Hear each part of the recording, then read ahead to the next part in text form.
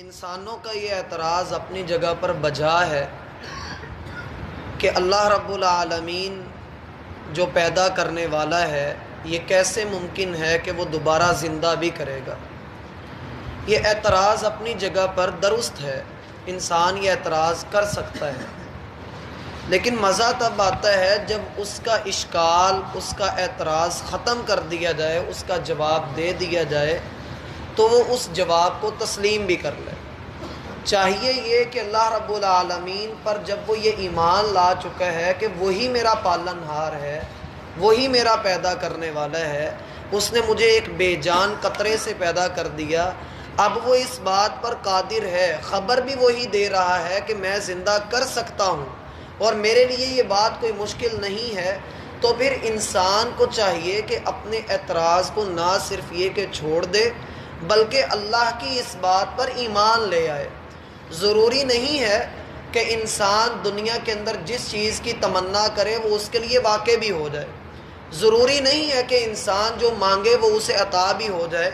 اللہ رب العالمین نے ہدی للمتقین جو کہا ہے آغاز میں کہ یہ کتاب ہدایت بنتی ہے ان کے لیے جو تقوی والے ہیں، تو ان کی نشانیاں بھی آگے اللہ نے بیان فرمائی ہیں، وہ ہے الذین یؤمنون بالغیب، وہ ہیں جو چھپی ہوئی چیزوں پر ایمان رکھتے ہیں۔ اب دوبارہ زندہ کیا جانا یہ ہماری آنکھوں کے سامنے کبھی نہیں ہوا، کسی انسان کے سامنے ایسا نہیں ہوا، الا یہ کہ اللہ رب العالمین کسی کو کر دے، جیسے اللہ رب العالمین نے اپنے ایک بندے کو زندہ کیا بھی، جیسے اللہ نے اپنے ایک بندے کے سامنے گدھے کو زندہ کیا، اللہ نے اپنے ایک بندے ابراہیم کے سامنے اس کے پرندوں کو زندہ کیا، اللہ نے عیسیٰ علیہ السلام کے ہاتھوں مردوں کو زندہ کیا۔ یہ مختلف کام اس بات کی طرف اشارہ دیتے ہیں کہ اگر ماضی میں کہیں ایسے کام ہوئے ہیں، قرآن ان کی خبریں دیتا ہے، آپ کا قرآن پر ایمان ہے تو پھر مان لیجئے کہ اللہ زندہ بھی کر سکتا ہے۔ ہم نے کل یہ بات کہی کہ اللہ رب العالمین ہمیں مخاطب کر کے یہ کہتے ہیں، آپ کو اور مجھے اور ہر انسان کو یہ مخاطب کر کے کہا گیا کہ ان سے کہیے بوسیدہ ہڈیوں کو وہ اللہ زندہ کرے گا جس اللہ نے پہلی مرتبہ بندے کو پیدا کیا تھا، اور وہ ہر مخلوق کا جاننے والا ہے۔ اب اللہ ہی کا مزید تعارف کروایا جا رہا ہے کہ وہ ذات کون سی ہے۔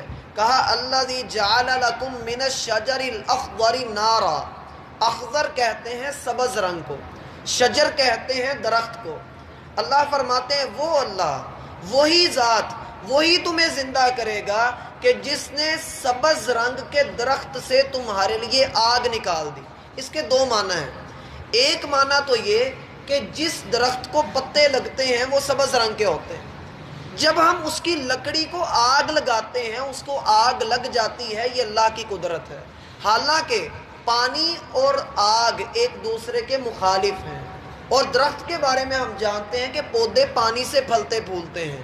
جو پودا، جو درخت پانی سے پھلا پھولا، جس کے اندر بھی پانی ہے، جس کی شاخوں تک میں اور پتے تک میں پانی ہے، جب ہم اسے آگ لگاتے ہیں اسے آگ لگ جاتی ہے۔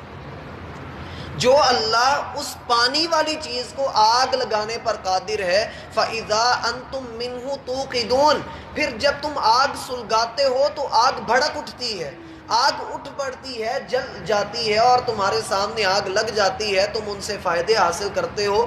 جو اللہ پانی والی اور آگ والی دونوں متضاد چیزوں سے ایک تیسری چیز نکال سکتا ہے، کیا وہ مٹی سے، ہوا سے، پانی سے اور تمہارے جسم کے ذرات سے دوبارہ تمہیں بنا نہیں سکتا؟ یقیناً وہ بنا سکتا ہے۔ دوسرا معنی اس کا یہ ہے کہ درختوں میں سے کچھ درخت ایسے ہیں، جیسے کہ عرب کے اندر یہ درخت آج بھی پائے جاتے ہیں، مرخ نام کا ایک درخت ہے اور غفار نام کا ایک درخت ہے۔ اپنے طور پہ میں نے بڑی کوشش کی کہ ہمیں یہاں پر بھی یہ ملے، لیکن مجھے مل نہیں سکا۔ مرخ اور غفار نام کے یہ دو درخت ہیں، ان کی لکڑی کو آپس میں رگڑیں، جیسے چکماک کے پتھر کو رگڑ کر آگ لگائی جاتی ہے، جیسے یہ بچے پمبیریاں بناتے ہیں اور زمین کے اوپر جب اسے سیمنٹ پر رگڑتے ہیں تو چنگاری نکلتی ہے، جیسے گھوڑا بھاگتا ہے، تانگے والا بھاگتا ہے یا گدھا بھاگتا ہے تو زمین پر جب اس کے وہ ٹاپو لگتے ہیں تو چنگاریاں نکلتی ہیں، ایسے ہی درخت کی دو لکڑیاں، یہ مرخ اور غفار دو درخت، ان کی ٹہنیاں لیں، ان کو آپس میں رگڑیں، ان میں سے میں نے پڑھا ہے، اللہ بہتر جانتا ہے ایسی بات ہے یا نہیں ہے، کہ جب اس ٹہنی کو توڑا جاتا ہے تو اس میں سے پانی نکل رہا ہوتا ہے، لیکن جب ان دونوں درختوں کی لکڑیوں کو رگڑا جاتا ہے تو آگ لگ جاتی ہے۔ وہ اللہ جو اس پانی والی لکڑی سے آگ نکال سکتا ہے، یقیناً وہ مردے کو زندہ بھی کر سکتا ہے۔ پھر آگے اللہ مزید فرماتے ہیں اَوَلَيْسَ الَّذِي خَلَقَ السَّمَاوَاتِ وَالْأَرْضَ بِقَادِرٍ عَلَىٰ أَن يَخْلُقَ مِثْلَهُمْ، کیا وہ اللہ جس نے زمین اور آسمان کو پیدا کیا، کیا وہ اتنی قدرت نہیں رکھتا؟ کیا وہ اتنا قادر نہیں؟ کیا وہ اتنا قدیر نہیں کہ وہ انسان کو دوبارہ پیدا کر دے، وہ تمہارا جسم تمہیں دوبارہ عطا کر دے؟ یقیناً وہ اس بات پر قادر ہے۔ لہٰذا خود ہی جواب دیا، بلا، کیوں نہیں، وَهُوَ الْخَلَّاقُ الْعَلِيمُ، وہ سب کچھ پیدا کرنے والا، خوب جاننے والا ہے کہ کس کو کیسے پیدا کرنا ہے۔ یہ جو یخلق مثلہم کے الفاظ ہیں، اس کے بھی دو معنی ہیں۔ یخلق مثلہم کے ایک معنی تو یہ ہے جو کہ عام طور پہ سمجھ میں آتا ہے کہ جی قیامت والے دن ہم جب زندہ کیے جائیں گے تو انہی جسموں کے ساتھ زندہ کیے جائیں گے۔ یہ ایک ایسا نظریہ ہے جو ظاہری طور پہ اس سے کشید کیا جاتا ہے، لیکن یہ درست نظریہ نہیں ہے۔ یہ درست نظریہ نہیں ہے۔ قیامت والے دن یہی جسم نہیں ہوگا، اس جیسا جسم ہوگا، جیسا قرآن کہہ رہا ہے یخلق مثلہم، اس جیسا جسم ہوگا۔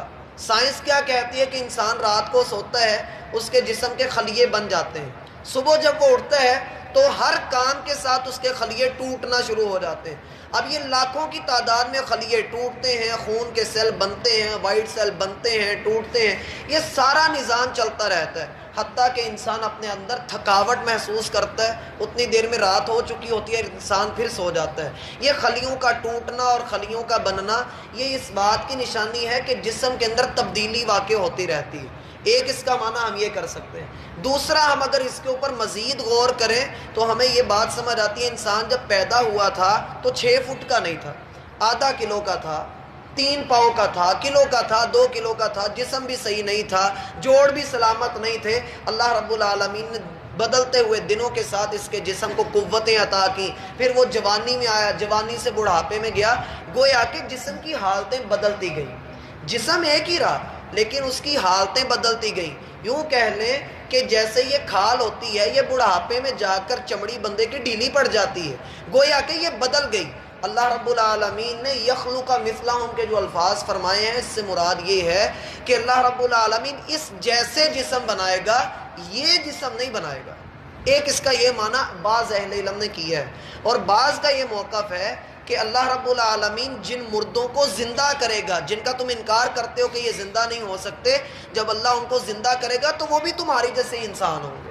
اس کا ایک معنی یہ بھی کیا گیا ہے۔ بہرحال صحیح معنی وہی ہے جو میں نے پہلے بیان کیا۔ اس کے لیے حدیث بھی ایک آتی ہے، ایک عورت اللہ کے رسول کے پاس آئی، بوڑھی خاتون تھی، اس نے آ کر کہا اللہ کے رسول دعا کریں میں جنت کے اندر چلی جاؤں۔ آپ علیہ الصلاۃ والسلام نے فرمایا کوئی بوڑھی عورت جنت میں داخل نہیں ہوگی، کوئی بوڑھا شخص جنت میں نہیں جائے گا۔ تو یہ سن کر وہ عورت رونے لگ گئی، اے اللہ کے رسول پھر میرے اعمال کدھر جائیں گے، میرا کیا بنے گا؟ آپ علیہ الصلاۃ والسلام مسکرا دیے اور آپ نے فرمایا اسے بلاؤ اور اسے کہو کہ جو بھی بڑھاپے میں فوت ہوگا اللہ اسے جوان کر کے جنت کے اندر داخل کرے گا۔ تو معلوم یہ ہوتا ہے کہ جسم کل قیامت والے دن بدل دیے جائیں گے۔ مثلا میں چند دن پہلے آپ کو یہ بھی بتایا تھا کہ کافر کی کھال موٹی کر دی جائے گی، اس کے جسم کی منہ کی ایک داڑھ جو ہے وہ احد پہاڑ کے برابر ہوگی۔ تو یہ مختلف قیامت والے دن کے معاملات ہیں۔ اللہ رب العالمین ہمیں اس دن کی ہولناکی سے محفوظ فرمائے۔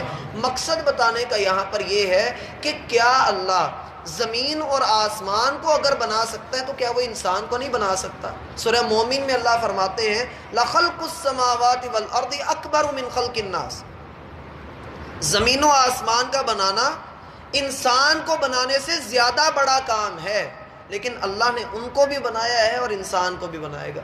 اللہ کے لیے کوئی بھی کام مشکل نہیں، اس لیے فرما دیا انما امرہ اذا اراد شیئا، اس کا تو حکم کیسے ہوتا ہے جب وہ کسی شے کا ارادہ کرتا ہے، یقول لہ کن، وہ اسے کہتا ہے ہو جا، فیکون، وہ ہو جاتا ہے۔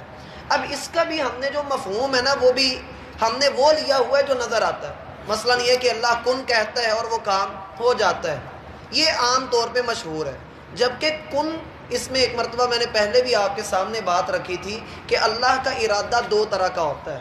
اللہ کا ارادہ دو طرح کا ہوتا ہے. ایک ہوتا ہے ارادہ کونیہ.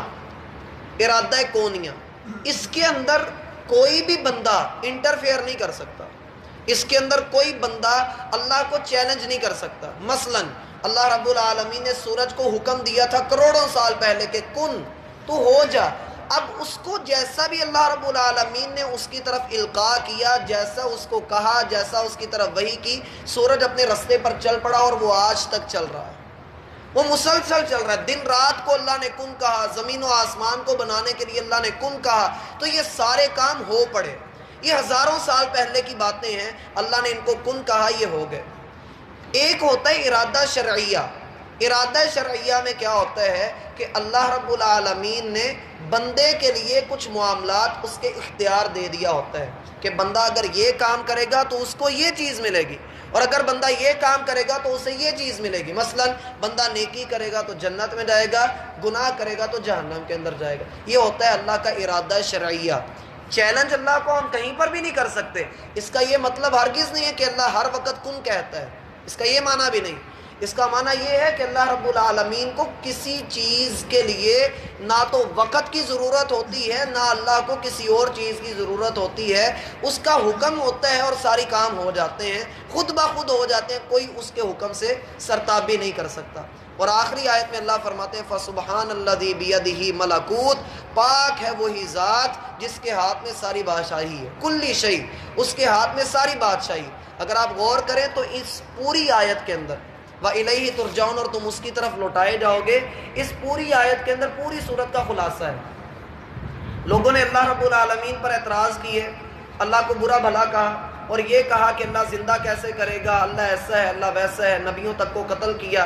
اللہ فرماتے ہیں فَسُبْحَانَ الَّذِي بِيَدِهِ، وہ اللہ پورا پاک ہے، پاکیزگیوں والا ہے، تمہارے شرک سے بڑا بلند ہے. تم کہتے ہو کہ اللہ کے پاس کوئی اختیار نہیں. بِيَدِهِ مَلَكُوتُ كُلِّ شَيْءٍ، اس کے ہاتھ میں ساری بادشاہت. مثلا رات کی نشانی ہم نے پڑھی، دن کی نشانی ہم نے پڑھی، سورج اور چاند کی حرکت کے متعلق ہم نے اس صورت میں پڑھا. اس کے ہاتھ میں ساری بادشاہت ہے. وَإِلَيْهِ تُرْجَعُونَ، پوری صورت کے اندر ایک ہی موضوع تھا کہ انسان قیامت کے دن اٹھنے کا، موت کے بعد دوبارہ زندگی کا انکار کرتا. اللہ فرماتے ہیں وَإِلَيْهِ تُرْجَعُونَ، اسی کی طرف لوٹائے جاؤ گے. تو پوری صورت کا خلاصہ اس آخری آیت کے اندر دیا گیا. اللہ رب العالمین اسے ہم سے قبول کرے، ہماری مغفرت فرمائے.